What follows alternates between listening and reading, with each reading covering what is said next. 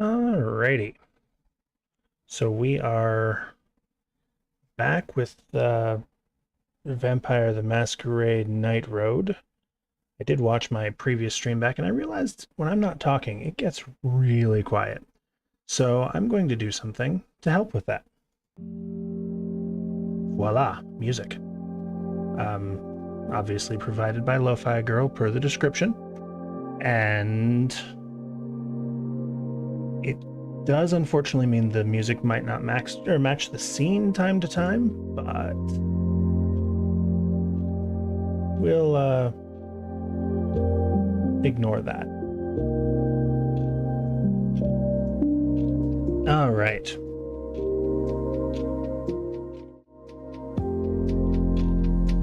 So, Chapter 3, The Eagle Prince. Tucson, Arizona. Night of November the 2nd. Let me turn that down just a little bit. There we are. Night of November the 2nd. Sunrise, 6:42 a.m. Your feet hurt. You already passed the place where you said, "Excuse me, I am already not able to talk today." Let me just get my composure here. There we are. Your feet hurt. You already passed the place where you were supposed to stay yesterday, but it's just an empty garage. There's nothing there for you. An hour before dawn, you reach the chain-link fences and industrial parks that mark the outskirts of Tucson. You can see cheap stucco houses up ahead, but the burbs are no place for a vampire. Without a cell phone or money, and with your clothes too trashed for polite company, you're forced to rely on a skill set you don't really have: street survival. Far from the heart of the city, you find a neglected Planet Aid drop box behind a rundown strip mall. The door has been left open, and with 5 minutes left before sunrise, you crawl inside. Amid the black plastic trash bags, wet clothes, and broken bottles, you find an old wire clothes hanger and use it to jam the door shut. Then you shove wet socks up into the seams around the opening mechanism so no sunlight creeps in. You spend the day drifting in nightmares as you boil in the metal box. Unable to move, all you can do is scream in your own mind as the temperature inside crawls above 100 degrees Fahrenheit. The moment the sun sets, you squirm outside, reeking of old trash. A new low.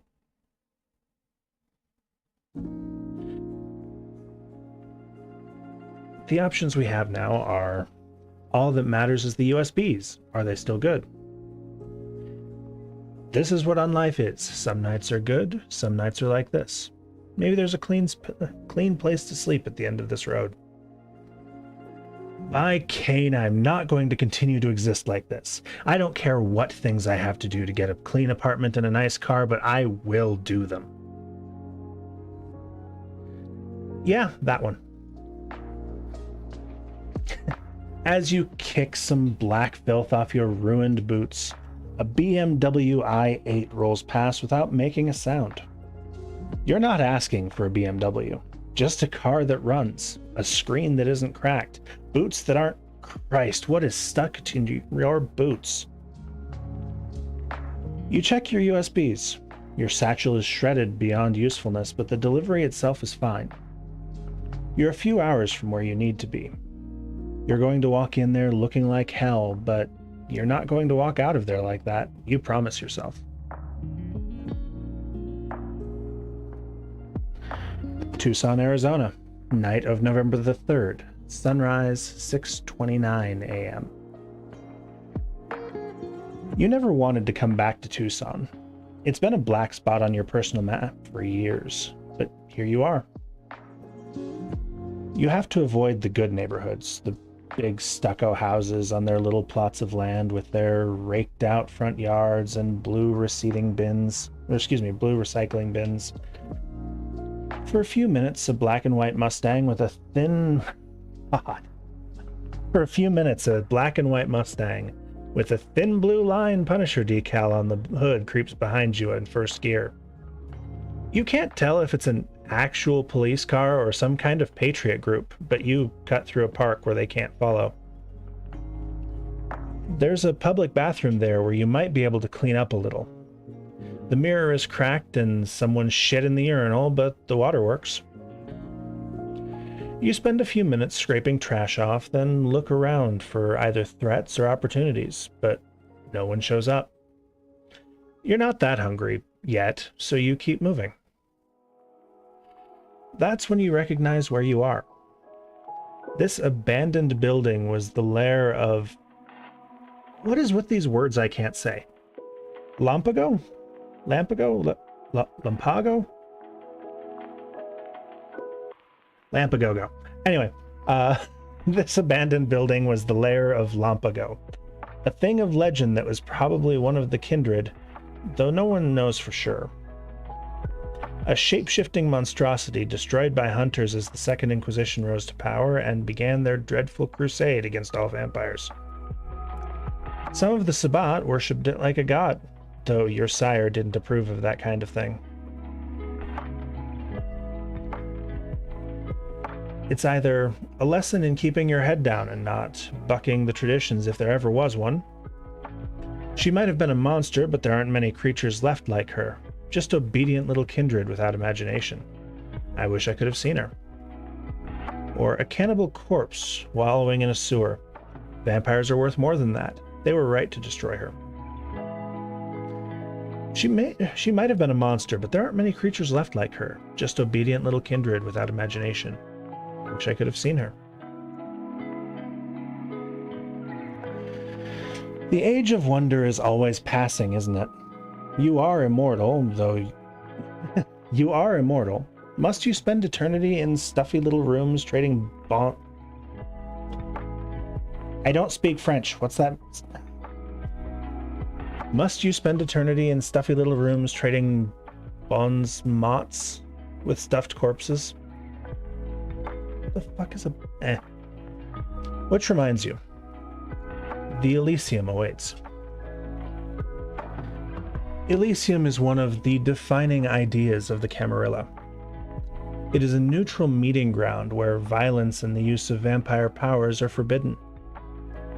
In many Elysiums, kindred are allowed to exist as they are, not as the Masquerade demands they be. Your sire dreamed of blowing up one of these. The Tucson Elysium is located on the roof of a nightclub called the Viper. You can hear the pounding industrial music from the parking lot, but you're not here for the party. You've been outside the Viper before, but never in and up. You scan the rooftop and wonder whether to approach first or try and hunt. It's bad form to arrive in an Elysium hungry, but hunting nearby is often forbidden, since it attracts notice. An eagle settles on a fire escape. You remember the way that eagle looked at you a few nights ago, and you suspect it's the way in. You follow it up the fire escape. You don't know what shadow art this place employs, but you reach the top step and the empty-looking rooftop of the Viper disappears, replaced by a sprawling patio covered in cacti and desert shrubs. Footpaths lead through the secret garden, and small stone bridges cross narrow rivulets of cold, flowing water. From here, the lights of Tucson are invisible, and the night sky is the way it is deep in the desert. Shades of purple and blue and black, with the Milky Way brighter than you've ever seen it.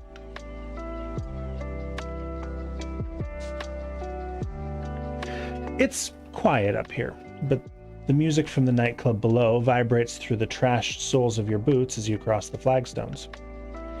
Your fellow kindred watch you with disgust as your boots leave a crumbly trail of black dirt, but you size them up quickly and dismiss them just as quickly. They're weak Camarilla fledglings and neonates. Ghouls, dark-eyed mortal servitors, and blood dolls. You scan the crowd for ghouls, living mortals fed on vampire blood. They gain immortality and a little power in exchange for slavish devotion. They're a vampire's most trusted servant, though they can grow erratic over the years. You think you spot a few, then you look around for someone important.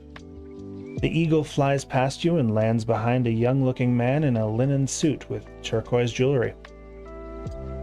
He's conversing in worried tones with a Nosferatu, a particularly hideous example of the clan whose face is a death's head of gray-black muscles, as if her skin has been peeled away. Her monstrous face contrasts with her striking and powerful physique. Our options are: that man with the jewelry is either the prince or one of his agents. I deliver the USBs and get my damn money. I still have my dignity. I'm not going to cross the Elysium until I've found a way to clean myself up. I examine my fellow kindred. I've never been to Tucson Elysium, and I want to know what sort of monsters, liars, and sons of bitches I'm up against. Blood. I need blood. I still have my dignity. I'm not going to cross the Elysium until I've found a way to clean myself up. You spot what looks like a mortal servant, a small and sallow man with lank black hair wearing an oversized gray suit, like a refugee from some 20th century war. Hey, you say, and the man freezes. I need clean clothes. The man calculates for a moment, then his eyes go to your tattered satchel. Come with me, he says. His accent is thick, his breath unpleasant, like bile. You're led downstairs through an old gym to the showers. You see the man's eyes on your satchel, so you bring it with you. Hang it on one shower head, then cross the showers and turn on another. The servant tosses you a bar of soap and approaches with clothes in a nylon bag, hung on a plastic coat hanger. He hangs the clothes up next to the satchel, then lingers next to it. Go away, you say. The servant retreats, his eyes never leaving your satchel. As you scrape the road off your skin, his eyes never leaving the satchel as you scrape the road off your skin. When you're done, you open the nylon bag he left. Inside is a lightweight coverall with a patch that says Doug. It'll do.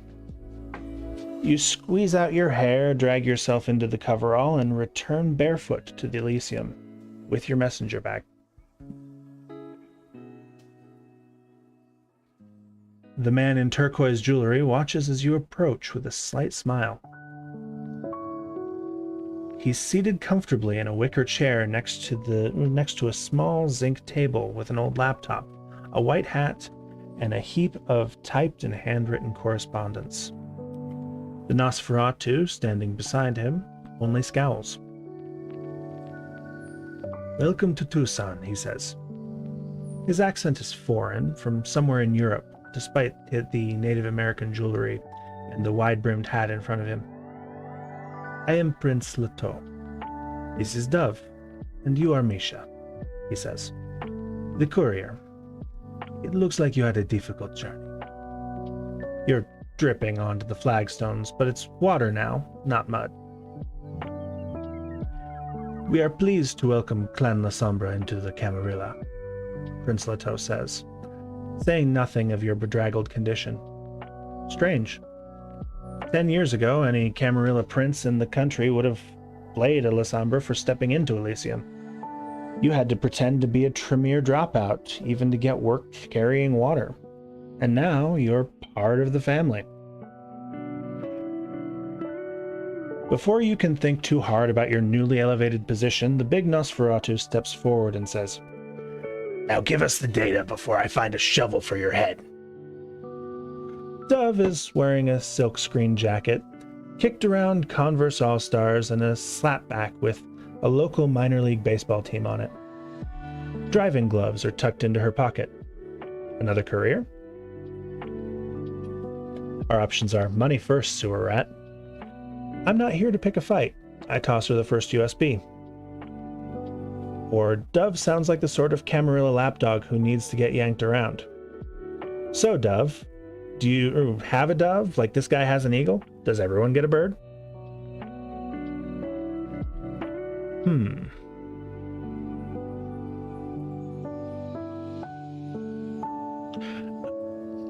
My personal snark wants to go the third one.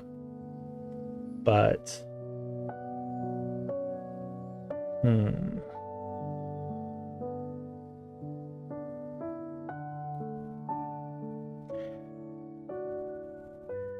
No, that's a little too aggressive, I think, because it specifically says yanking him around. Start... Let's do that first one. Money first, sewer rat. I definitely picked a good voice for her. Jesus fucking Christ.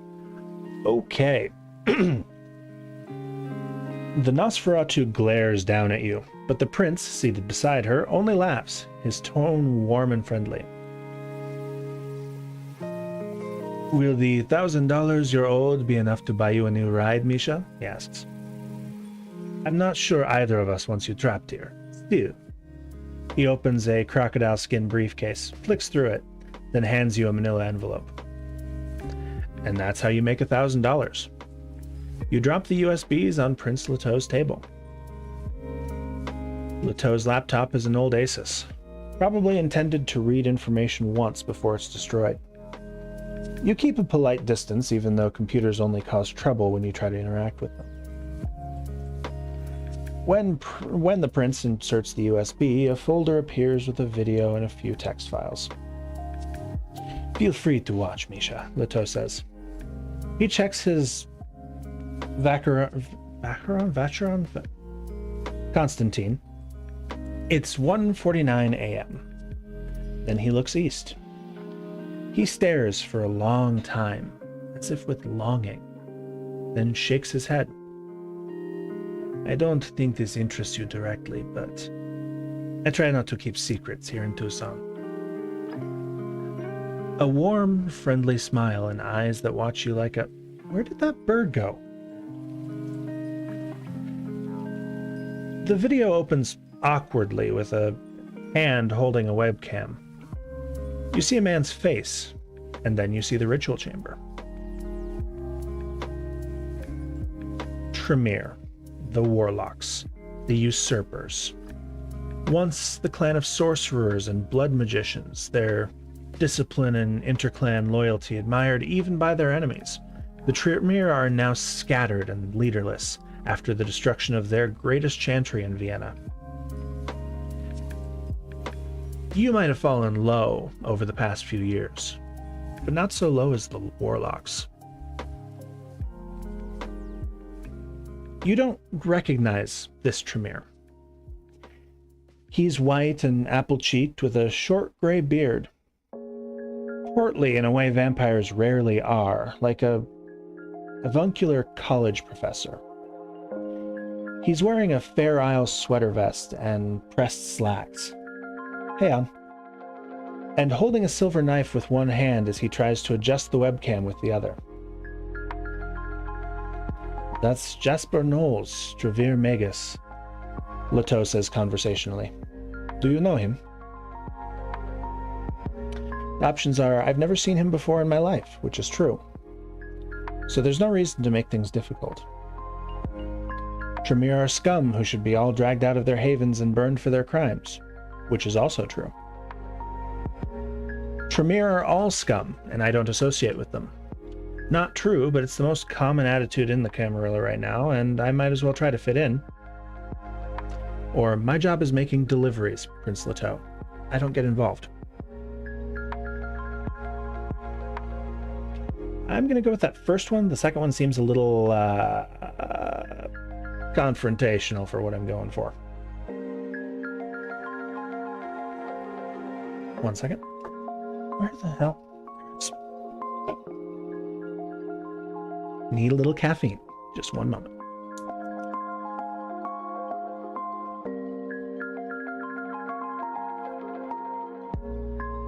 Ah, much better. Okay. Leteau watches you closely as you answer, tongue against his teeth, concentrating. He thinks you know something, but you've never seen this Tremere. Dove gasps. Knowles has stepped away from the webcam, revealing a dingy cinder block room with faded orange stripes on the walls and a Nosferatu chained to an iron spike in the floor. That Nosferatu almost killed you the other night. Sire, Dove whispers. Prince Leteau's illusion of good cheer falters for a moment. Both he and the eagle glare at Dove. You're here so he can get a read on you, not so his underling can give you information.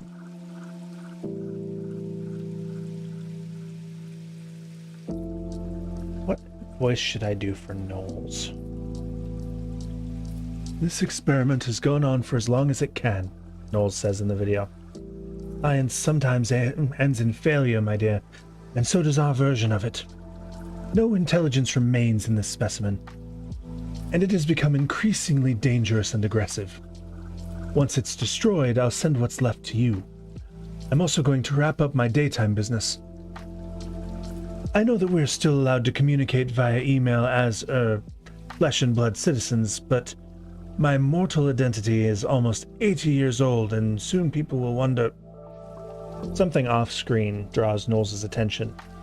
He turns the knife, ready to insert it into his wrist, perhaps to use blood magic. Unfortunately for Knowles, he's looking the wrong way as he stares past the webcam. Unfortunately for Knowles, he's looking the wrong way. As he stares past the webcam, a figure detaches itself from the shadows of the wall, walks almost casually up to the chained-up Nosferatu, and removes its shackles. The rest of the video is chaos. The white hurls itself at Knowles. The Tremere screams and stumbles into the webcam, which falls. Sorcerous fire blackens the ceilings. Dirty fists rise and fall again and again. Unlike most Tremere, Knowles has mastered the vampiric art of inhuman resistance. But that only makes his destruction longer and more horrible. Then the video suddenly ends. Yeah, and it's almost a choose your own adventure book, but it's in... I'm trying to think of how to describe it. It's definitely a game where you you read all of this text and make decisions, and it affects that sort of thing. Yeah, it's not terribly fun to stream, unfortunately. Once I'm through with it, I don't think I'll do another one, but I do want to actually... I do want to finish it. I just don't know if I'll do another one afterwards. It's very... It's good voice acting practice.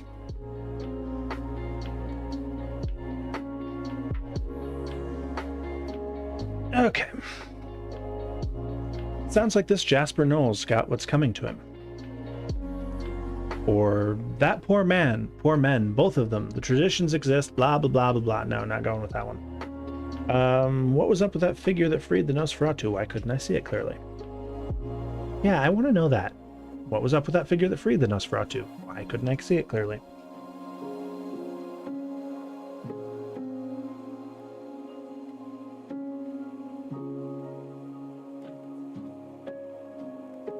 You've never seen Knowles before, Leteau says. He sounds frustrated. Dove, go back. Who was that shadow? You watch again, but the shadow is just a blur of formless motion. An impressive disguise, Leteau says thoughtfully. Let me make that more accurate. An impressive disguise, Leteau says thoughtfully. Freeze framing on the blur.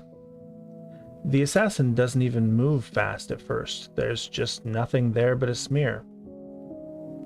Almost as impressive as this rooftop. And what happened to the Nosferatu? Did he escape? He rolls the video back and forth, trying to get a better view of the white.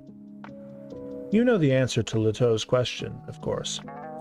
The Eagle Prince's gaze wanders again. He looks east, over the skyline of Tucson.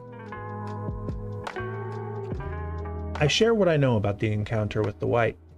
This will let me get in good with the Camarilla, which might go further than $1,000 ever could. Or, I share what I know. The White is still out there and dangerous. It needs to be stopped before people get hurt now. That's not the mindset this character has. I keep my mouth shut. I owe the Camarilla nothing. Or I say nothing. I plan to deal with that White myself. I want a rematch.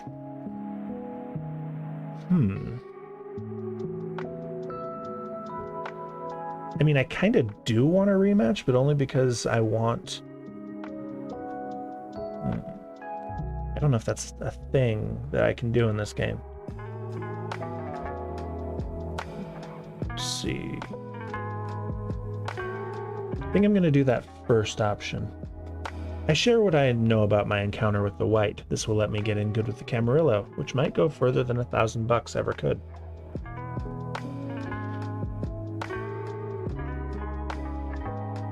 You describe the battle and your narrow escape from the mindless Nosferatu. I'm impressed you're still alive, little neonate, Leto says. The Nosferatu you fought was old and powerful in his time. The child of Rare Mouse himself. Then his tone hardens and slices through the air like a razor. Dove, your sire is now your responsibility. Find and destroy him. You have 7 nights. Watching the video seemed to have taken all the fight out of the Nosferatu. She just nods. You have too many questions. The most obvious is, why did Prince Leto let you watch the video? Princes are secretive and paranoid creatures, and even in these nights, when the true elders have sunken into torpor or fled to the old world, even a young prince like Leto has survived centuries of betrayal and revolution. Princes don't tolerate risk. That means either Leto or his situation here are unstable, or worse, he already knows a great deal about you and has accounted for you. Misha, I have more work for you, the Prince of Tucson says. You will remain here tonight. My man, Alexander, will provide you with shelter, sustenance, and suitable clothing. The man who led you to the showers remains. He beckons for you to follow, walking with the quick, commanding steps of an old servant. I definitely picked the right accent for him earlier. An old ghoul. Kindred grow strange and cold as they age, but old blood slaves are stranger still, and sometimes more dangerous. Then the servant leads you back to a glass observation room above the club's main dance floor, where a selection of clothing is waiting, and you realize that Prince Leto is giving you gifts. That isn't good. You know what happens if you end up in debt to a prince. Please, Alexander says. You must dress for the Elysium. The Eagle Prince insists. I didn't do that one well enough, but oh well. You glance at the clothes on display. Leto isn't exactly draping you in Armani, at least. You see a mix of work clothes and streetwear, but nothing too upmarket. You don't see any bloodstains either. Let's see. Options are, I'll keep the coverall, thank you. Or something tough and functional for the road. A black leather jacket and engineer boots. What if I need to go clubbing? I need streetwear so I don't look like an old person with a young person's face. I need to look like a professional for my job. Office casual isn't fashionable, but it's invisible. I want the official courier's outfit. Members only jacket, driving gloves. Or can't go wrong with the classics. I find something black, formal, and elegant. I'm a sucker for the black, formal, and elegant. I can't. I just can't. I mean, look at my avatar. Come on. If I could have made that coat black, I would have.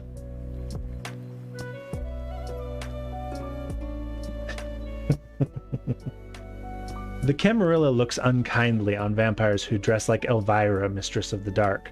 But what's the point in being dead if you can't look the part? Next to the rack of cheerfully colored outfits is an old plastic bin. You pop it open to reveal, here we go. Here are clothes for dead people. You immediately grab the ankle-length black frock coat and shake out the cobwebs, then scoop up some silver jewelry that matches the coat's buttons.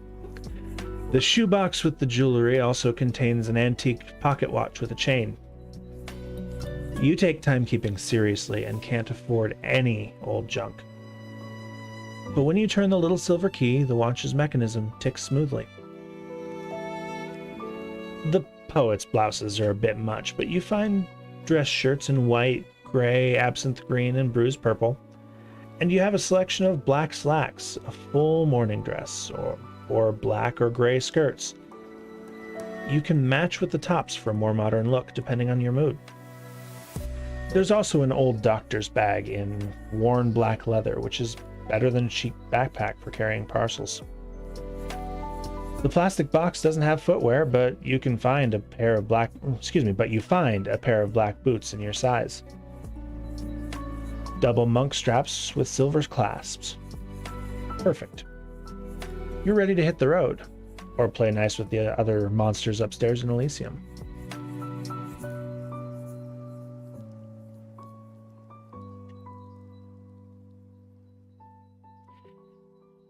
You ascend the metal stairs that thump with the bass of the EDM below, back up to the rooftop Elysium. Leteau's eagle watches you. A gangrel prince is unusual, even in these nights. You wonder where Leteau came from, and you wonder what he wants with you. He's still watching the video and reviewing whatever information they got from the other USBs. Dove is scanning the parking lot below. You will be remaining with us for some time, Alexander says. You understand what this means, yes? Of course you understand what will happen if you try to flee. You look toward that parking lot too. You need a car. We are very friendly people in Tucson. Oh, sorry, Alexander. Fuck. We are very friendly people in Tucson, Alexander says, finally smiling. It's an awful sight. Little gray rat teeth, skin that crinkles like paper. Not like other cities you may know. Speak to people about what you need. Dove was like you once. She drove. You need a car? She has cars. A retainer, Carlos, is the one... Look back into Leteau again. A retainer, Carlos, is the one listening to the... Fucking hell. I can't do it right now. Listening to the music from below. He is a police officer. He has, rooms, stashes of the shit. Is that what he said? He keeps evidence rooms with the good shit. Maybe you need that sort of man. He is proud and cruel, though. Do not let him bait you. Carlos spots you and Alexander looking at him and gives you the finger. And if you need blood, Alexander says. I was a doctor in my youth. When I was young, I said to my teachers, this bleeding, it does not work. It does not make the patients better. Isn't that funny, knowing what I know now? Ah, a little joke. But I have an important job. When kindred feed and kill and endanger in the Masquerade, I tell Prince Leteau. I hate telling him those things. I would prefer if kindred came to me for advice. I will give you this advice now. Do not hunt near the Viper. It is not permitted. And of course, do not use your gifts here. The sudden movement of blood, it upsets Dove. So I have options of what to do now. Let's see. I want to talk to Dove.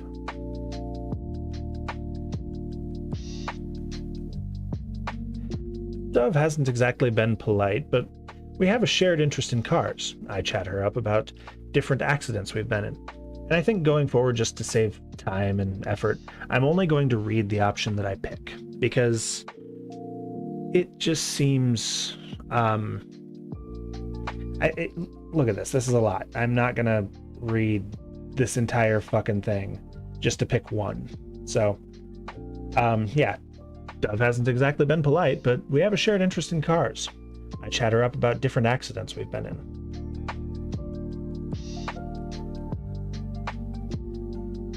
So the whole fucking Cadillac is on fire, and I'm kicking and kicking, trying to get the window to break, Dove says. Right, because you're trying to follow this story, and it isn't easy. Because I'm still handcuffed to the guy who was pretending to be a werewolf, right? And I finally kick through the window, rip half the dead fake werewolf's arm off to get free. And I'm out of my fucking mind now with all the fire. And I finally crawl out of the car. And get clear before it... Did they blow up? Escalades? I don't know, probably not, Dove says. But anyway, I'm finally clear. So I run across the parking lot laughing because I'm just thrilled not to have met final death, chained up to that guy. I barely have any time to look before Leteau comes screaming around the corner in a Ford Bronco with the lights off and runs me over. I was in the wrong Cadillac the whole time. No. 2 black Cadillac Escalades in the parking lot of the Marriott, Dove says. How was I supposed to know which one? Anyway, that's why I don't get to drive anymore. That's why Leteau wants assholes like you driving. Driving what, you ask? Because I need a car.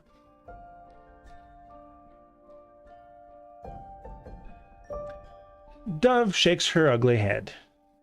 I'll get you something. Give me a few hours to work on it, and I'll send someone to find you.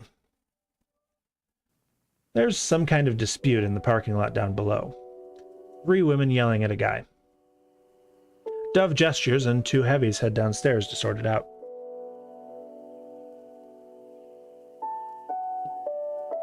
Let's see. Already talked to Dove, so let's see. Let's talk to Alexander about getting blood then. I return to Alexander and ask him what he can tell me about procuring blood in Tucson. The old ghoul is unsavory and might be deranged, but blood is life and I need it. Since you have presented yourself to the prince, Alexander says, you may hunt. Not here. The Viper is Prince Leteau's. But I can provide you with good, quiet places. I provide this service not for your sake, but so you do not embarrass our prince. This is only for tonight, understand? There have been accidents in Tucson, and the prince will not trust you to wander freely night after night. He rattles off a long list of nightclubs, bars, halfway homes, kill shelters, blood banks, and hospitals. His knowledge is encyclopedic, precise, and up-to-date, and his warnings are invaluable. 2 more kindred arrive from the dance floor, skin slick from other people's sweat, cradling their dazed-looking blood dolls. Prince Leteau narrows his eyes at this vulgar display, but says nothing. I talk to Leteau. Why is an outlander in charge? That's rare for the Camarilla, but unexpected things interest me. Maybe I can learn about the prince and cultivate a relationship with him. Not like that, you pervs. When you approach, Prince Leteau closes his laptop and rises cordially. It's a truism among the kindred that all elders are monsters, but at least this one can hide it. He's unexpectedly tall despite his youthful features.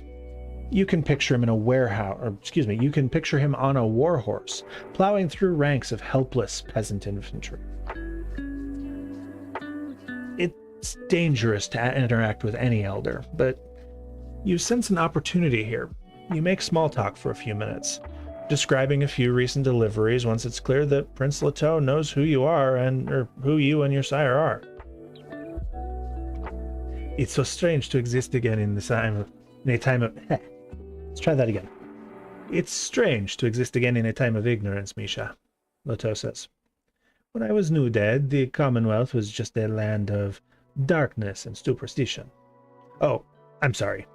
We have only just met, haven't we? And I'm talking to you like I'm picking up a thread of an old story. Let me start from the beginning. I died about the same time my country did, around when the United States was fighting King George III. Most Americans know nothing of these events, of course. I was held in little esteem when I came to Arizona, especially by the Ventrue who ruled here at the time, he continues. But when the old prince went mad attacking the other clans and got himself destroyed, there were few elders left who had not already fled. And so, I became prince in this new dark age. Brought about by the Second Inquisition and our fear, justified, it turns out, of being tracked through these devices. He taps the laptop case. And in between, you ask? Prince Leto skipped over about 200 years there. A story for another time, Misha, the prince says with a secret smile.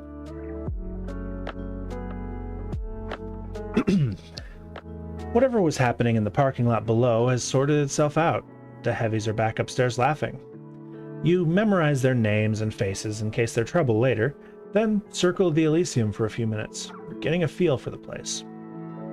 You can't believe you're back in Tucson. You wonder if anyone recognizes you. Beyond the rooftop, the city lights appear dim and washed out, as if seen through a black veil. Red brake lights from the highway look like a sluggish trail of blood. Just call her! That's Dove speaking in hushed but anxious tones to Prince Leto. You can't quite hear the rest of the conversation, but then the prince's genial smile vanishes. Dove withers at whatever he says next. Then the eagle swings its golden eyes back toward you. Ah, Misha, Prince Leto says. I told you I would have work for you. I need to send some emails. And that is not as easy as it once was. Come here. You were still a fledgling when the Second Inquisition burned through the centers of Camarilla power. Places like the Vienna Chantry, arcane fortress of Clan Tremere. You weren't important enough to draw the SI's attention. They've been quiet for years. Quiet enough that some kindred are starting to use phones and email to conduct their night work again, cutting into your business. But you know they're fools. The SI was never beaten. The Inquisition is just collecting information now, waiting for an opportunity to strike again. Prince Leto does not want to give them an opportunity. You come highly recommended, he says. I hate to see a proud member of Clan La Sombra brought low by circumstances. I need you to run letters to a few cities near Tucson. Don't worry, nothing is more than a single night's trip.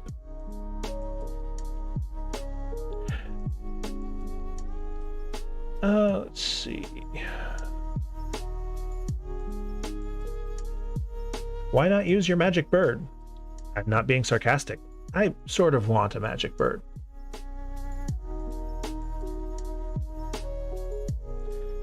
Because Riga is more valuable than you, Dove says. No, Dove. All the children of Cain are precious. The truth is that Riga is only an animal. She does not understand what she does. You do. You understand the price of failure, Misha.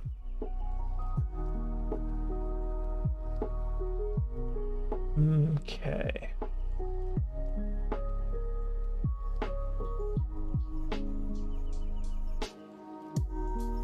If I have to work for the Camarilla to stay alive, Leto might be my best chance. What's the job?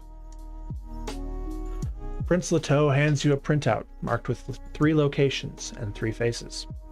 You don't recognize any of the 3 faces, which is a relief. Maybe you can keep this professional. 3 people need to know about the final death of Jasper Knowles, and the reduction of Rare Mouse's and the reduction of Rare Mouse's child to the state of white. He points to each face in turn. Invidia Call worked closely with Jasper after she escaped New York and showed up here. When Clan Tremere fell apart, so did their working relationship. But she needs to know about his destruction. She also needs to know that without Jasper Knoll's considerable private wealth funding her, she can no longer sustain her research, and she must return to Tucson. Shouldn't we tell them that she'll go crazy when she finds out? Dove asks the prince. I'd been meaning to get around to that, Dove, yes, Prince Leto says. Misha, deliver my letter and get out. You won't like Dr. Call's reaction when she realizes she's broke. Why can't you keep her funded? Sounds like she's doing interesting work. Work I'd like to check out, actually. No money, Dove says with a shrug of her brawny shoulders. That's how the world works, even for blood witches. Leto points to the next face. Paternoster is one of the rabble, a Bruja. He lurks in St. Basil's hospital in Phoenix, looking after the lost lambs of our flock. Other rabble, the clanless, thin bloods, the mad ones. Maybe even Gangrel. Leto chuckles. Yeah, maybe even Gangrel. Leto chuckles at his own wit. But he actually keeps them in line, though they are dangerously lax. In fact, I would like you to encourage a bit more tidiness from the kindred at St. Basil's. No open feeding, no drug running, no unauthorized embraces, that sort of thing. This is not a formal mission, you understand. But if you can make our dissatisfaction known, I would appreciate it. But more important, with Knowles gone, the hospital will be up for renovation. Those renovations will compromise St. Basil's usefulness as a haven. I'll write instructions for what Paternoster needs to do.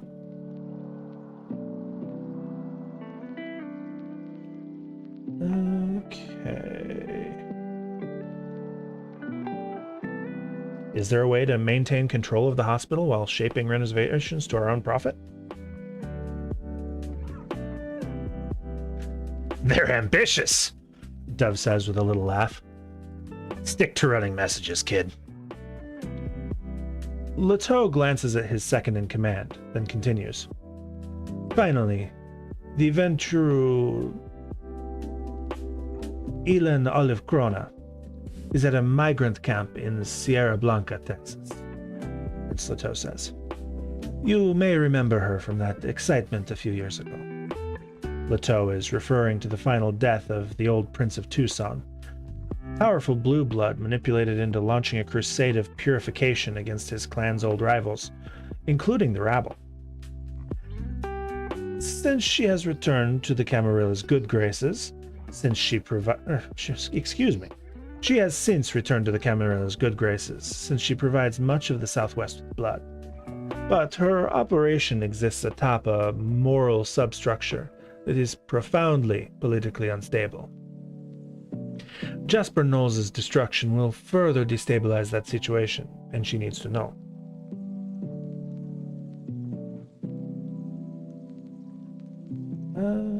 That one. A program like Camp Scheffler?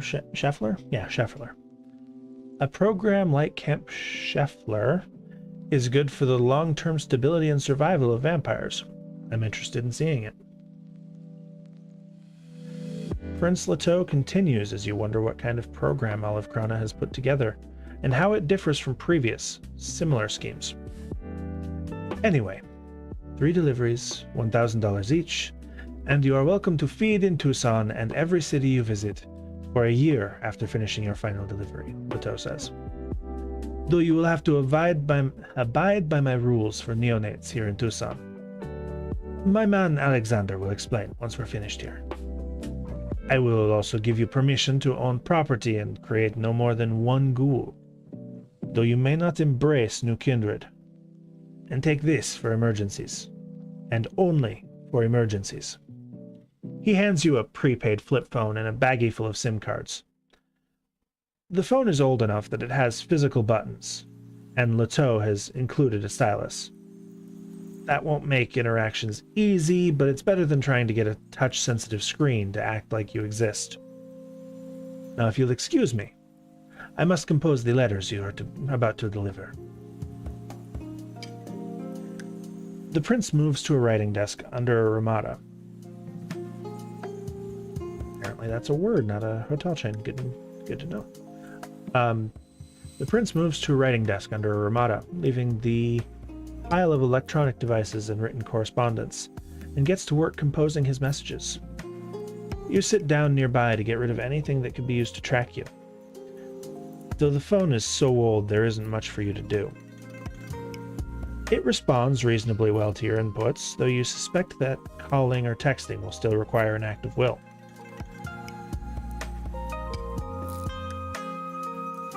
Let's see. Need more money in hand right now.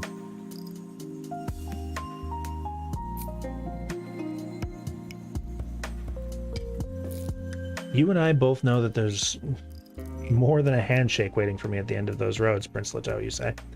What guarantees do I have that you can promise safe conduct? Leteau sets down his fountain pen and says, These are uncertain times, Misha.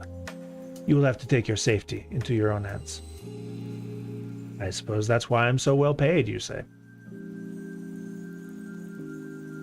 Oh, sorry, that's supposed to be more sarcastic.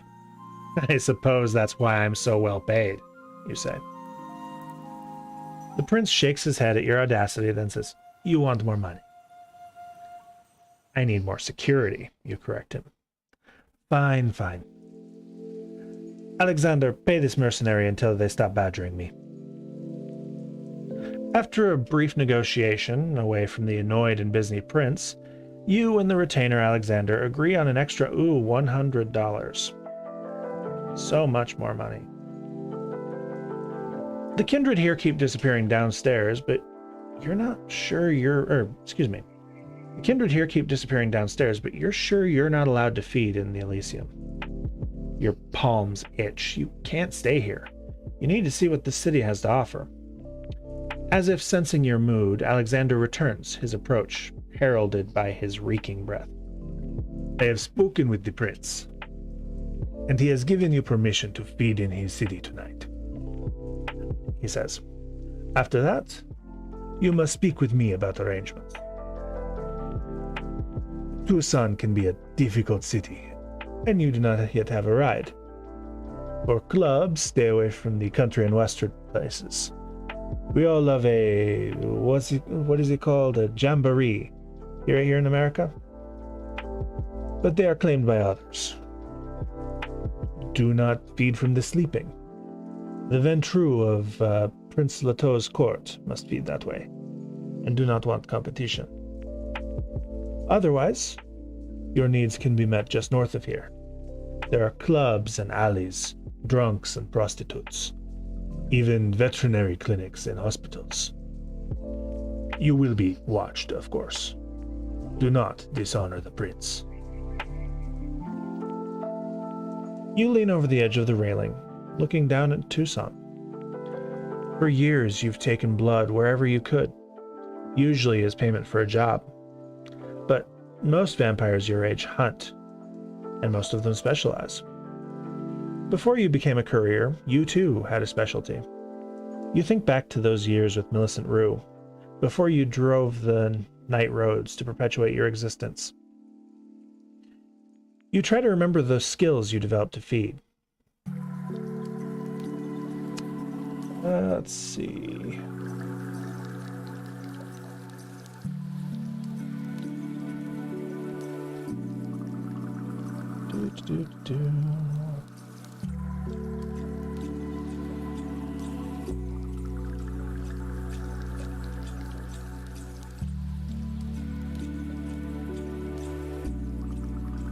That's Interesting decision. Okay. Now what the hell? During sex, what can I say? It's a classic and it taught me to lie and to charm. I hit the clubs, though getting in is always expensive. Actually, no.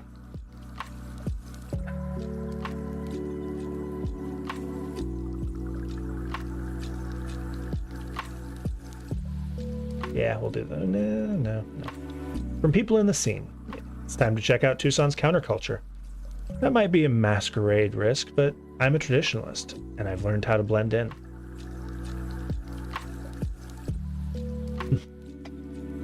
Before your embrace, the kindred hid in and maintained a complex overlapping counterculture of musicians, artists, political philosophers, and cultural hangers-on. This was a deliberate artifice, a counterculture of convenience, used by the undead to hide their activities. Various occult, spiritual, romantic, and bohemian movements fulfilled similar functions in previous decades. But the world is more diffuse now, without much of a mainstream culture for a counterculture to react to. By the time you joined the ranks of the undead, that old counterculture's vitality had bled out into indie rock, steampunk fashion, and a dozen other places. But goth isn't dead, not where the kindred walk. You return to where you got your clothes and check yourself again in the mirror. You'll blend right in. Your old phone can barely run searches, so you flip through your Tucson guides until you find info on the local goth scene, including some nightclubs. You walk to the nearest one. Peter Murphy's Strange Kind of Love hits you like a wall of hammers as you enter. The music hasn't changed, but you think the bass technology has gotten better. It feels like your eyeballs are jiggling. It's about, one kid is trying to shout over to another over the music, right next to your ear. It's about Gorilla Grodd's romance with Monsieur Mala. I said it's about Gorilla. This will not do. You cross the dance floor and find a quiet corner against the poster-encrusted wall where you can sit, order a drink you won't touch, and contemplate your next move. You're not here for sex, but the hunt is an aesthetic experience for you nonetheless. Tonight it'll be whomever catches my eye. She's either a girl or just very pretty. Either way, she smiles at you and walks your way.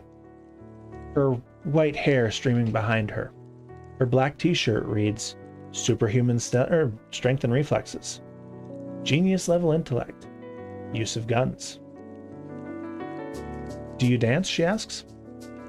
No, you say. She smiles and sits down, and you know you've found tonight's meal.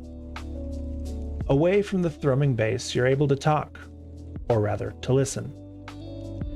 Your appearance has already captivated her. Maybe she used to be a blood doll. There's a hardness around her eyes, despite her youth, that speaks of loss and betrayal. But people don't need a vampire to make them look like that. Maybe she just wants to do something stupid, or to get hurt. You can offer both. You make your offer. She smiles and waves you back into a hallway with padded black walls. There's no one here except the two of you and a black light. So, she says, laughing a little nervously, how do we do this? You sink your fangs into her neck. She writhes for a moment, terrified, and you can feel that she's never been kissed before. But you don't stop. You can't linger here in this hallway. You take what you need as her hands first beat on your back, then run through your hair. When you're done, you lick her throat and the puncture wounds vanish. She just stands there in a daze. She won't remember a thing. It won't always be this easy, you think, as you sit on a park bench. I lost my stream of wording here for a second. One sec, let me just revitalize my throat.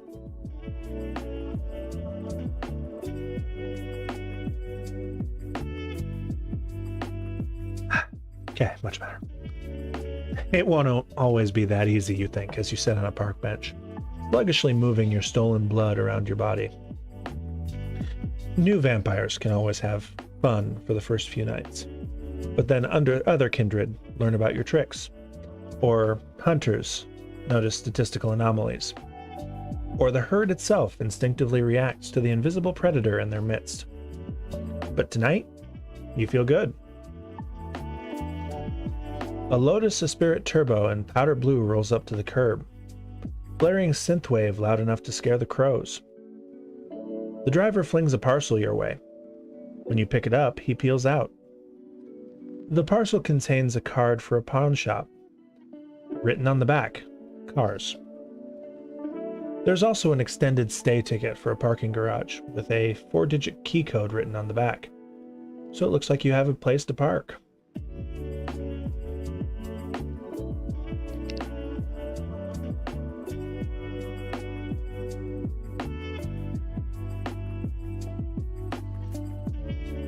Even after midnight, it feels dangerous to run across the wide, palm tree-lined boulevard that leads to your destination.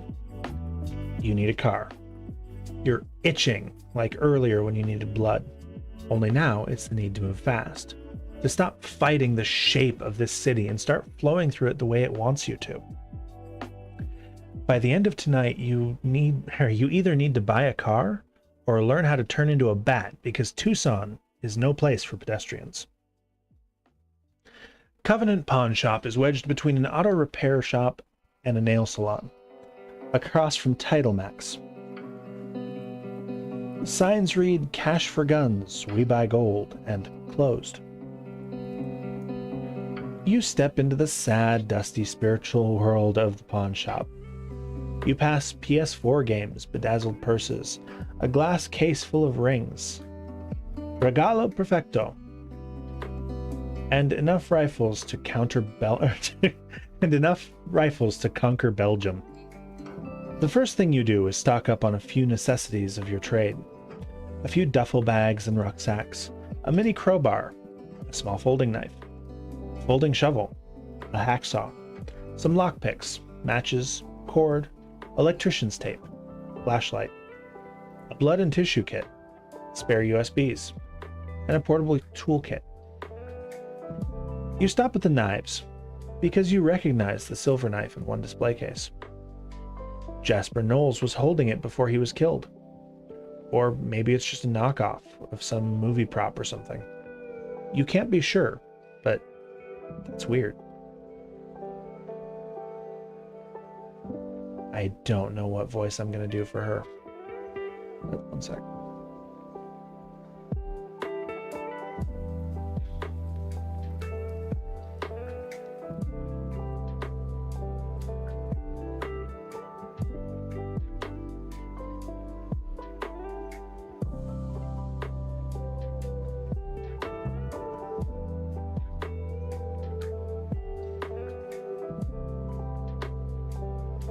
Behind the display case with the knives is a pretty young woman with choppy blonde hair and Victorian replica railway glasses. She's peered over those sunglasses to watch you like a hawk since you pushed past the close sign and walked in. You know that reaction. She recognizes the predator but doesn't know exactly what kind. So this place is only tangentially connected to the Tucson Camarilla. It and she are independent, and kept that way because they're useful. When you get closer, the young woman leans close, studying your antiquated suit. She glances down at your reflection on the counter, and you hastily move back before she sees it writhing. Her bare arms are covered in H.R. Geiger tattoos. Sinuous biochemical figures in shades of black, gray, and green. Finally, she says, "Miguel sent you." It's not quite a question, and not quite a statement. You have no idea who Miguel is, and maybe one of Dub's servitors. You did ask the prince's second-in-command, Dove, about getting something to drive. Whatever. You nod. "Call me Elena." I need a voice for Elena. 1 second. Call me. I'm going to just use mine because I'm going to be using it a lot. Call me Elena. Let's get you set up. Difference is probably going to end up being in bearing. Yeah, let's go with that. She throws a red leather jacket over her tattoos. She makes sure you can see the Glock in the shoulder holster. The cars are waiting out back.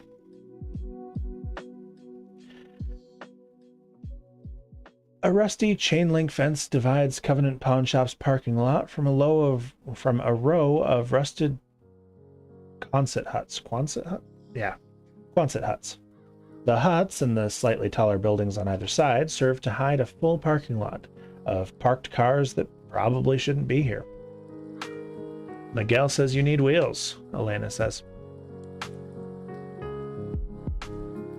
She steps into the shadows and starts messing around on her phone. But she keeps her eyes on you above the railway glasses. These cars are shit. Miguel either hates your guts or doesn't care if your mission for Prince Leto succeeds or fails. You instantly dismiss the vans, economy cars, and anything covered in rust or that would require more cash to repair than buy. That leaves you with 4 mediocre specimens. A Mitsubishi 3000 GT with too many aftermarket mods, a little Honda S2000 with electrical problems, and an ancient but still rolling BMW 3 Series. An ancient but still rolling BMW 3 Series, and an ugly but functional Nissan Frontier. The only advantage these rides have is that they're old enough that they won't glitch out if you try and change the radio station. Tonight only, Elena says. Anything with 4 wheels is 20% off. Miguel must like you, or hate me. Stuff inside's full price. She props the back door open. And I apparently have $1,003 to spend. Obviously, we're going to start with the car. That's a thing we need. Let's start here. Oop. Talking her up about better prices. So is that a... what are they called? A Klingon knife? I can't say that word. I'm not gonna try because the Star Trek fans will fucking kill me. No, Elena says. Her pronunciation is flawless. And you can't afford it. It's solid silver. For killing werewolves, I guess. Her tone says she doesn't believe in werewolves. Christ, are there werewolves in Tucson? Maybe you should buy it. And I'm not selling it anyway because I think the guy who sold it might actually come back, she says. She unlocks the case and hands you the crooked silver blade. This has to be the one that Tremere was holding in the video. Elena goes back to messing around on her phone. Let's see.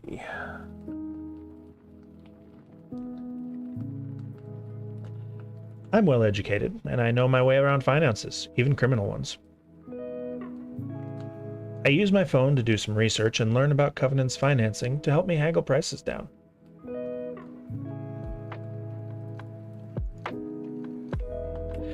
You ask Elena a few careful questions about her financing, just to give you a place to start. She seems more amused than worried by your questions, and soon you have a few search terms to enter. Even shying away from Elena's illegal activities, you see all sorts of inefficiencies in her business model. At least, you think you do. You only have access to public information like her lease. But when you ask Elena a few questions about where her money's going, you realize that while she's a capable businesswoman, you're just a little bit better. She chews her lip and then says, "Tell you what, you come back tomorrow and log in a shift fixing my payroll, and you promise not to act all weird, and I'll give you a discount." After a little more negotiation, it's a deal. She agrees to give you a modest discount. Charm and leadership. Am I any good at those?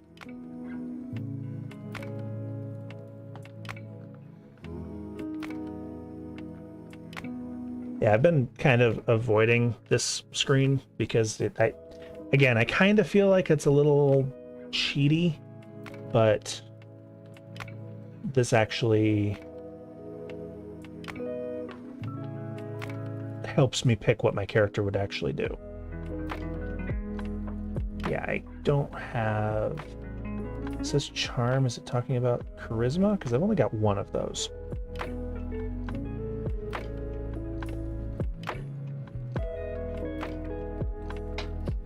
Let's see.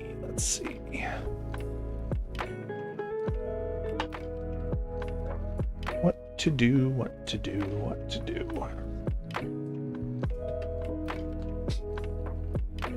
Eh, what the hell?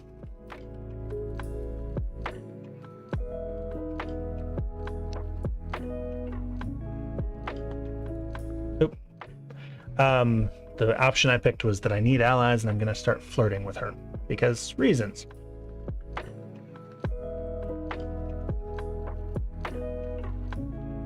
What are your tattoos, you ask? Elena hesitates for a moment, then shrugs out of her red leather jacket, revealing the biomechanical sleeve tattoos.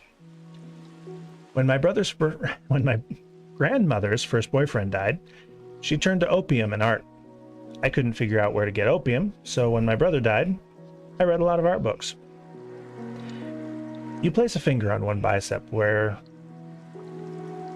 Geiger's birth machine slowly tessellates into a blur of abstract mechanical shapes, ringed by tentacles. She permits the contact for a moment, then slides her jacket back up. You're going to be in Tucson for a while? She asks. Yeah, you say. My number's on the wall, she says. Call me if you need help. With work. What is it you do? Wait, don't tell me just yet. A potential ally. This is good. When she turns back to you, she's smiling, though you can see her skepticism. She's going to try and figure out who you are. That could be dangerous. Okay. Like I said, I'm starting with the Nissan.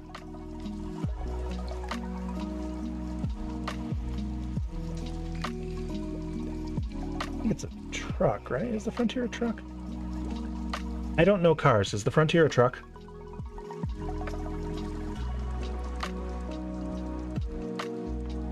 I'm gonna look it up.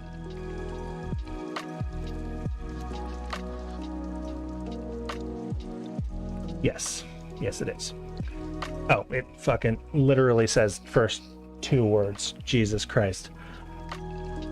The pickup is the newest model on the lot in your price range. Though that isn't saying much. It's ugly on the outside, rust-stained and salt-streaked. Did someone drive this thing down from Manitoba? It's not particularly fast, and even though it's fairly new, you know it's going to turn like a 53 Mercury. But all that post-2000 passenger safety know-how counts for something, pound for pound. The Frontier is as tough as the little BMW, and the Frontier has a lot more pounds. If you find yourself rolling into a gunfight across broken rocks, or back in time to fight Vlad the Impaler's heavy infantry, this is the vehicle for you, and it's black. You take the Nissan around the parking lot, and then the block a few times with Elena riding shotgun. I don't know why I keep tripping over my words tonight. I apologize. There is plenty of room in here if you ever need to transport something bigger than a manila envelope, like a cursed sarcophagus, so this Nissan is perfect. If you ever need to transport something bigger than a manila... God damn it, I can't talk. If you ever need to transport something bigger than a manila envelope, like a cursed sarcophagus, this Nissan is perfect. Still, the driving experience is viscerally unpleasant. It's floaty and slow, the visibility isn't as great as you were expecting, and you think something's wrong with the electrical, because it doesn't feel like the power steering works right. You're gonna hate driving this thing, but it drives. $252, Elena says. Yeah, we'll do that. We're buying the Frontier because reasons.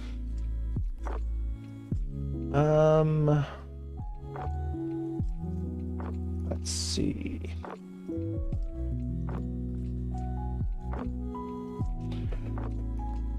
I'm gonna try and avoid getting into any fights, but I need a real computer, not just a flip phone with half its features missing if I'm going to do anything that's fast and useful online.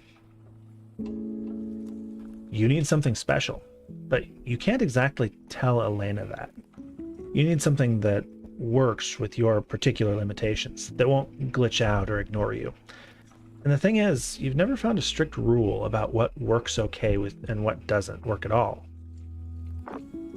Your old iPhone worked okay. Every other iPhone wouldn't even register your existence. This is going to take some trial and error. Trailed by Elena, you inspect the heaps of laptops, tablets, and hybrids. You ask for some privacy, reluctantly get it, because you're surrounded by old shit that's almost worthless, and start testing laptops. Nothing, glitch, nothing, glitch and crash, nothing, and then, what's this? When you ask the pawn shop owner, it says it's an Acer, but the BIOS is something you haven't seen before. I think it's a laptop, Elena says. No help there. She's watching you in the big rounded mirror in the corner of the shop. You watch your reflection. It's jumping around, but only a little. Though it's new, the laptop has one of those red nubbins in the middle of the keyboard instead of a trackpad. And the keyboard is thick, clicky-clacky like an IBM Model M. That adds bulk, but it responds to your typing, which is all that really matters. What's the Wi-Fi password, you ask? Elena taps a plastic sign. The connection is strong. The whole thing is a little heavy, but it has a ton of ports, lots of room to expand, and it registers you. This might be the one. How much, you ask?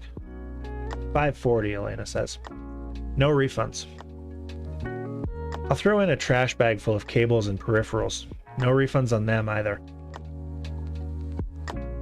And most importantly of all, you can afford it. Buy the weird little laptop for $540.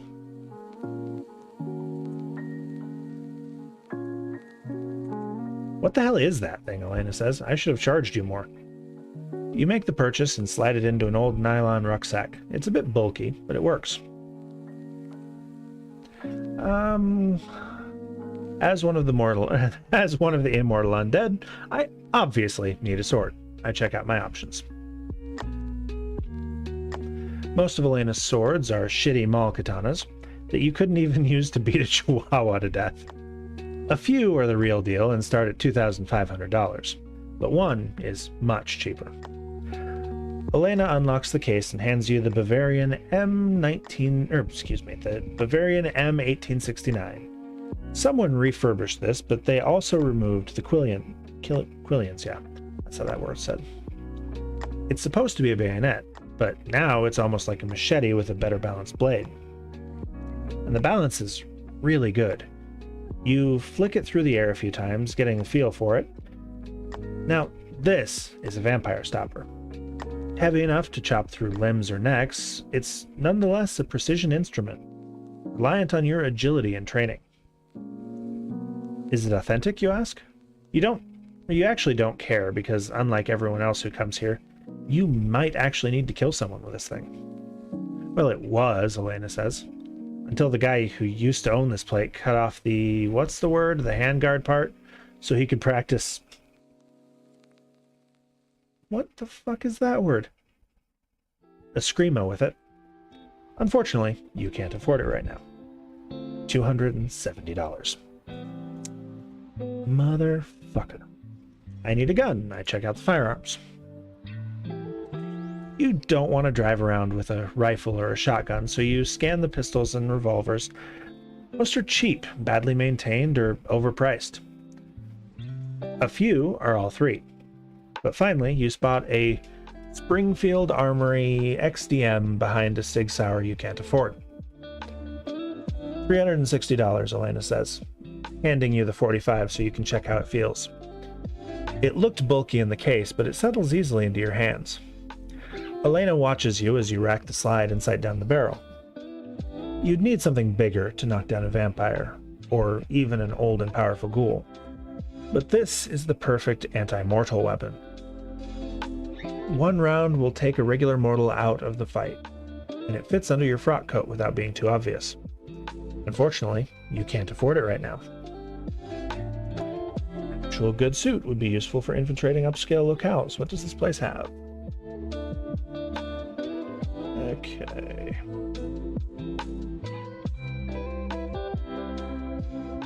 Let's see what we got. People around here don't seem to pawn clothes as often as they pawn guns, power tools, and Blu-rays of Click. But you discover... I'm not going to read the year on that. That's stupid. Blu-rays of Click. But you discover a small collection of decent clothes. And an even smaller collection of really good clothes. Nice men and women's clothes, and you start to mix and match. The, however you say that word, blazer and pale... Oh, listen, folks, I am not rich. I don't know these designer shits, okay? No. The blazer in pale gray linen and is lightweight and drapes elegantly around your shoulders. You have trouble matching it until you find a pair of slacks without any name. They're men's, like the ones Richard Gere wore in that Gigolo movie. But they look great with the gray linen. Good fucking God. They look great with the gray linen.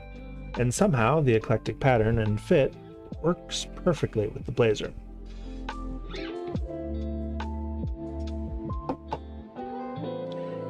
You hold it up over your body in front of an old mirror that Elena can't see your reflection in. Your reflection jumps and blurs, but you think the suit looks good. You're a long way from anywhere nice enough to need that, Elena says. That's why it's all only $5. Unfortunately, you can't afford it right now. Motherfucker. Okay, done shopping. It's 2:16, according to your silver pocket watch, when you pull out of Covenant Pawn Shop in your new Nissan Frontier, and sunrise is 6:29. It's still early, so you drive around for an hour just to find the cheapest gas stations and the fastest ways out of town.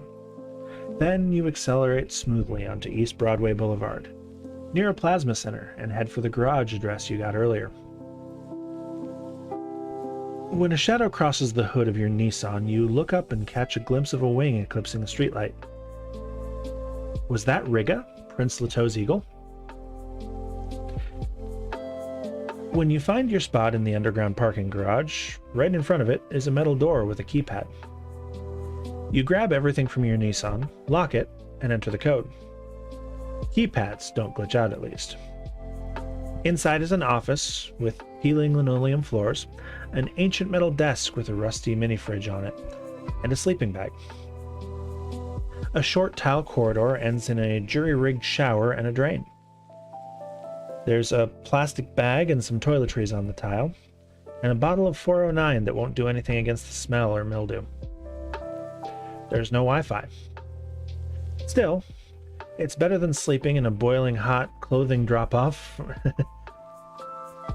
And you can physically plug out your new laptop in. Even better, there are escape routes into the sewers that you can use. You loosen the grates and make sure you have a clear route into the sewers in case you're exposed. You're just getting settled in when you hear your door lock beep. The metal door opens, and there's Julian Sim.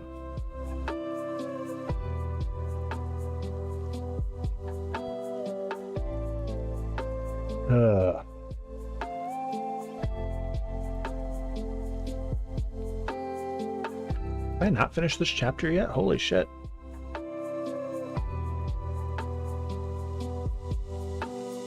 Okay, my chat just blinked. I'm just going to make sure my stream is still going. Give me just a minute, folks. Streamlabs did something weird.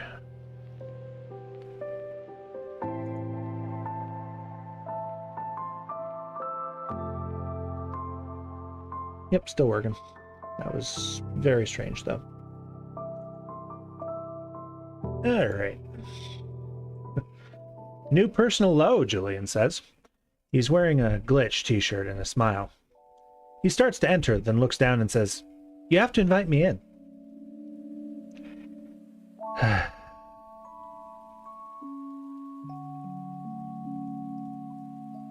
I'm very tempted to do the first one, which is kind of snappy, but...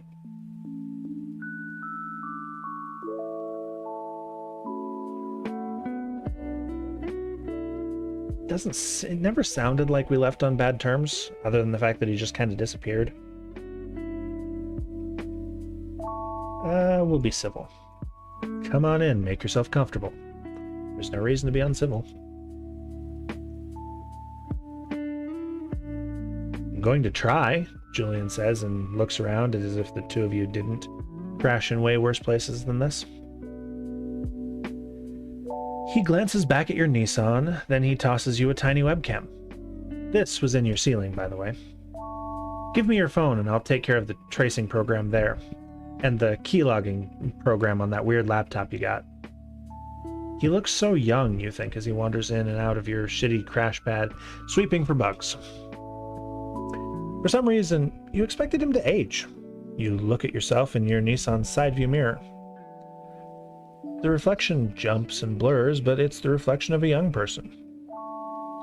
Man, it's been a while, Julian says, leaning against your doorframe. I remember the nights we spent keeping that elder asleep with offerings of blood, the days curled up together in the desert. Oh, sorry. Hold on. Let me redo that. It needs to sound more wistful. I remember the nights we spent keeping the elder asleep with offerings of blood, the days curled up together in the desert. Wasn't it romantic?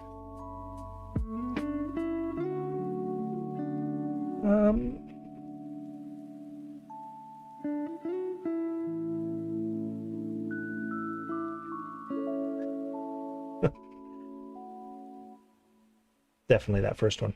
That never happened, Julian. You made up our relationship and tried to sell it as a novel until the old Prince of Tucson threatened to execute you. Vampire romance was big at the time, Julian says with a shrug. I changed our names. I still don't know why no one wanted to buy it.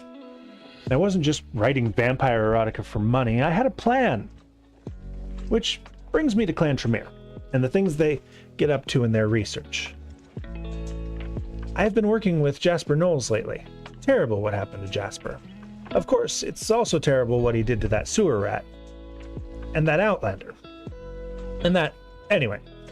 So, what's worse is that lately I've been working with Jasper. Not K-Knight to K-Knight, but man to man, as it were. You're starting to monologue, Julian. That's a dangerous habit.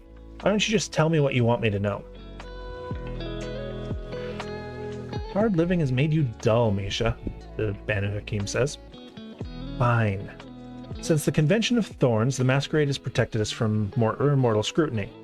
We hide what we are. We live in the shadows, but that can't last. He tosses the USB webcam up and down.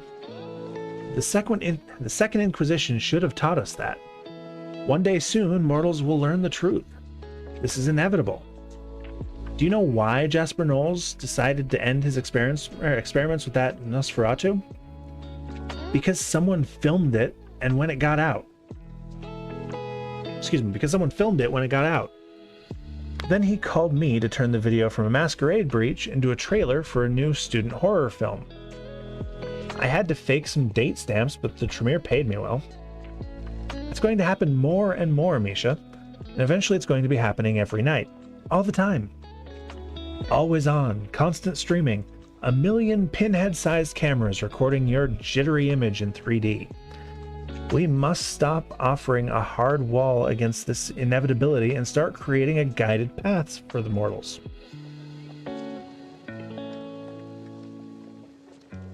You're talking about a whole new way that mortals will be forced to view the world.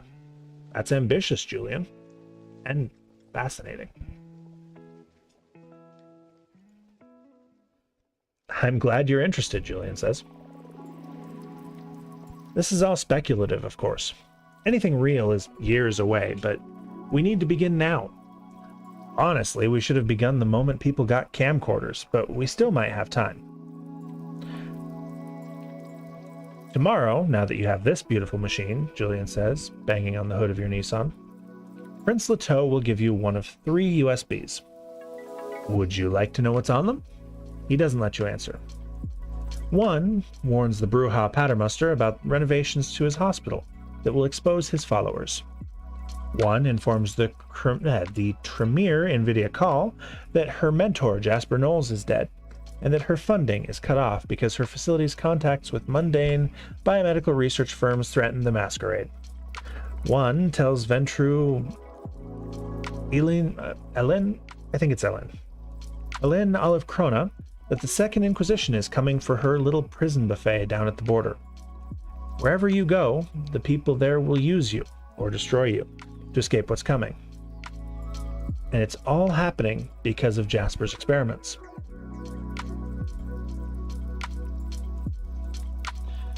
I already know that, and you only know it because you were listening in on the Prince.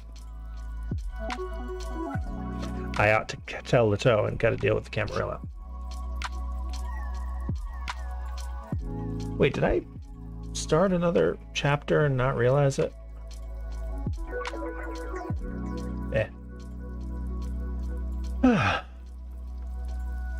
The Camarilla is so sloppy I could have learned what I know from 100 sources, Julian says.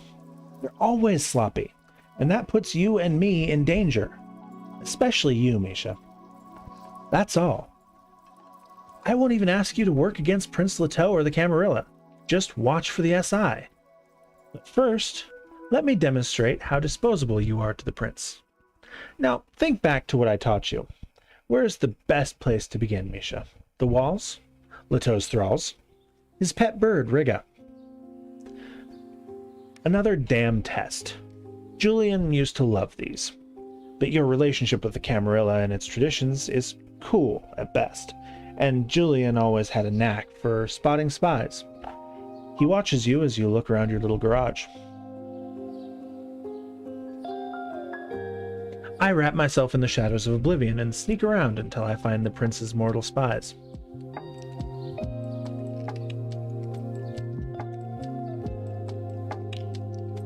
This isn't just about impressing Julian, but about checking the quality of Leto's goons. You don't want amateurs watching you. They might make a mistake and put you in danger. You leave Julian outside your room where he starts sweeping your Nissan for bugs while you pad down the far side of the garage and let your shadow lengthen and darken, hiding your movements. The Chinese guy was there, you hear a voice say. He's doing, I don't know. I think he's offering them a job. You hide in the shadows and memorize the features of the 2 men as they come around the corner. One is Carlos, the music lover from the Elysium, looking tired and angry. You don't know the little guy with the Arizona Diamondbacks jersey and the gold necklace. Why do we have to wander around here like assholes, the little guy asks. Isn't there a camera? Fuck if I know, Carlos says. But this new fella, Leto thinks maybe they're with the SI. Can we say SI? The little guy asks. I guess. Like, we can't say it on the phone, I think. Look, it's a half hour to sunrise. The new fella is all snuggled down. Let's get some coffee and see what Lana's doing. You don't hear the response as the 2 get in their car, a powder blue Lotus Esprit Turbo, and take off blaring Perturbator?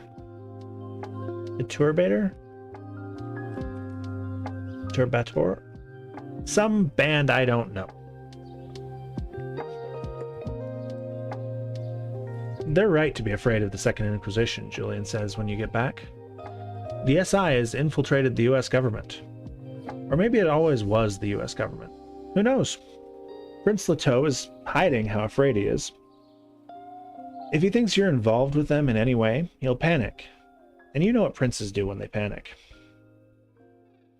He takes out his phone, checks the time, frowns a little. You're going to need better security than this if you stay here, he says. What are you going to rig up? Cameras? Poison gas like we used in Fort Worth? Maybe laser tripwires? Despite the late hour, it takes a while to get Julian off the subject of security. He always loved messing with your digital image, though. So you get him to change the subject and talk about that for a while. Finally, he drops his voice and says, "You need to be ready for the SI, Misha. Anyway, I've been thinking about Ayla."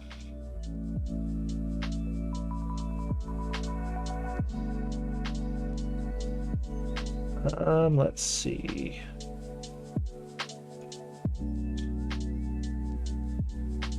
There's true power in diablerie, though it's heresy to say so. Are you planning on more of that sort of thing, Julian? The children of Hakim consider diablerie a sacred covenant, Julian says. Of course, I'm a little disappointed. Of course, I'm a terrible disappointment to my clan. But I'm proposing another adventure. Dangerous and profitable. Who knows where it may lead? You instinctively lick your lips, remembering the taste of that elder blood. You contemplate the stolen power that still flows through your veins, and wonder what more would taste like. It's almost sunrise, Julian says, checking his phone again. I'm late for prayer. He slips a business card out of his glitch hoodie and says, "With my usurper contact dead, my old Denver company 2100X is on hiatus. But I'm still thinking about the future.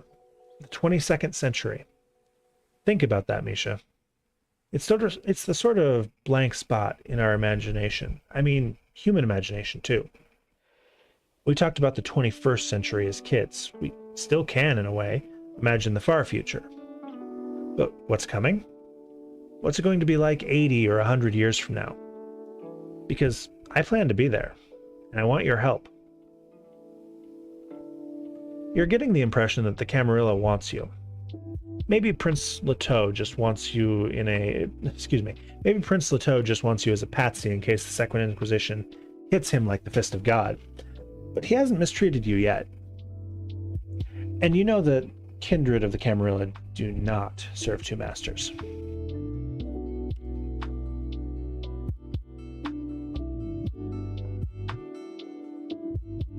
Let's see.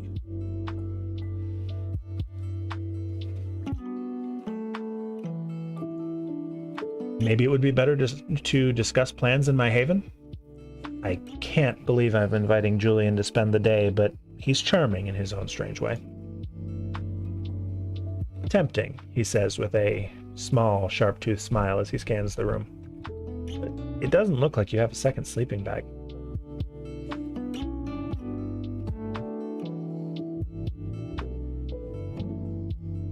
You can tell me the details tomorrow. Now you should go before you burn. I'm not 100% in, but I'm interested, and I want to learn more.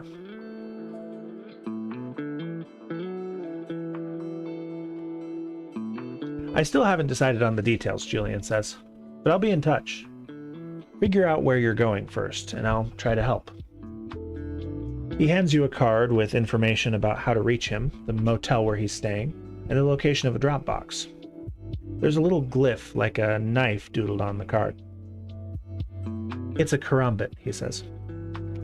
I'm not exactly a regular member of Clan Banu Hakim, so that's what I'm using instead of the old 2100 logo to mark my holdings. No name yet, just the mark. Look for it, Misha. Then he opens the door to your little office room, scans the shadows, and disappears down the garage, in no evident hurry despite the proximity to sunrise. The metal door swings shut.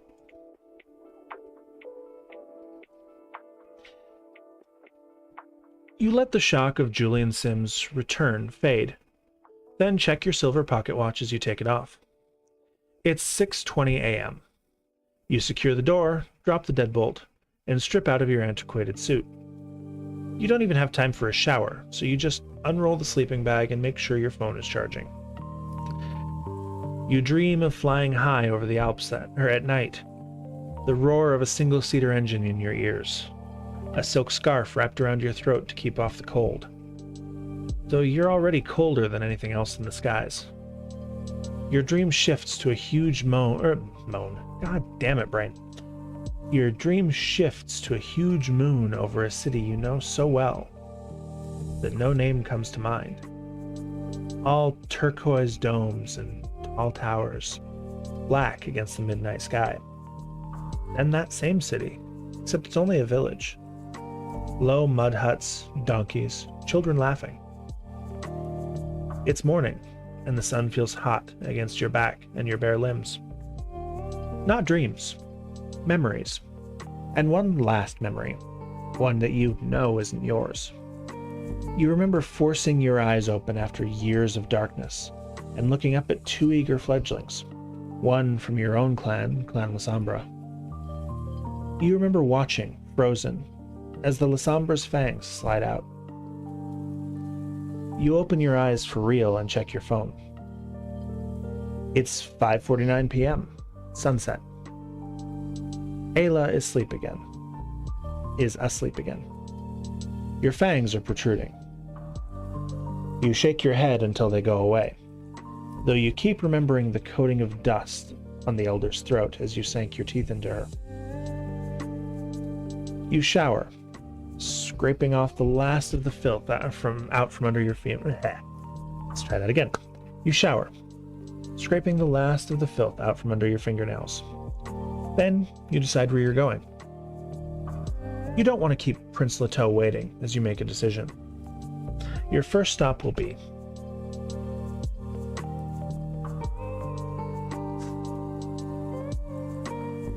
I don't know.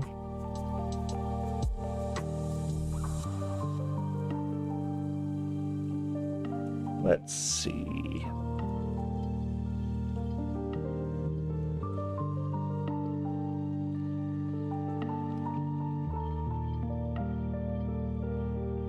Do I want to do... Which one do I want to do?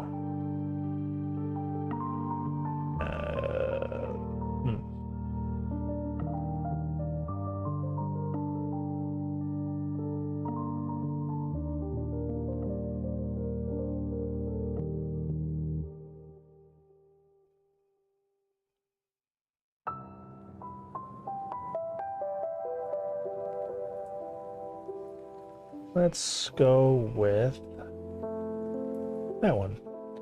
I bet there's a lot of money to be made at Camp Scheffler if I can get into the blood trade there. I'll go there first, and then hopefully I won't have to say the camp's name again, ever.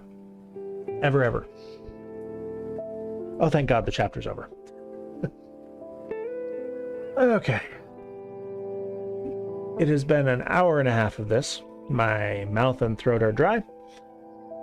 I need to stop. I'm going to pick it back up maybe, I don't know, tomorrow or the next day. I do, like I was saying earlier, want to finish it. But at this rate, I'm thinking that once I do finish it, I'm probably not going to play a game like this on stream again. It's very hard to be entertaining with. All right. I will see you all next time.